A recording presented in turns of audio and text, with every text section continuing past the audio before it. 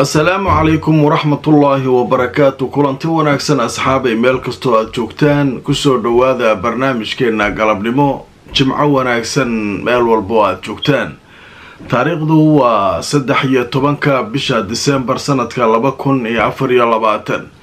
barnaamijka galabnimo qodobada aan idinku soo gudbin doono waxaa kamid ah xaaladda Suuriya oo mar walba la sheegayo inay isbedelo ka dhici karaan.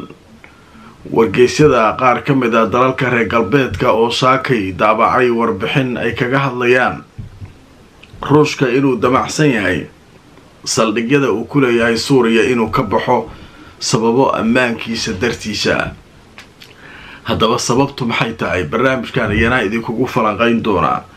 Kurdiyiinta in badan oo gobolada kooxaha kurdiyiinta ee ku sugan gudaha wadanka Suuriya ayaa sheegay inay wafdi u dirsan doonaan magaalada Dimashq si ay ula kulmaan xukuumadda ku meel gaarka ah iyagoo kala hadli doona mustaqbalka wadanka Suuriya. mudaharaadyo waaweyn oo ka dhacay meelo kala duwan oo ka tirsan wadanka Suuriya kuwaasoo loogu magac daray mudaharaadyada maalinta guusha iyadoo dad fara badan oo kumanaan ay magaalooyin kala duwan isaga soo baxeen. haddaba qodobadaasi iyo wixii warar ay soo kordha inta aan barnaamijka ku jirno ayaanu idin la wadaagi doonaa. haddaad nagala socoto Nadaara Show fadlan u soo wareeg Nadaara TV si aad u hesho barnaamijkan oo dhammaystiran iyo waliba barnaamijyo kale oo aad u xiiso badan. inta aan mar kale kulmayno nabadgelyo.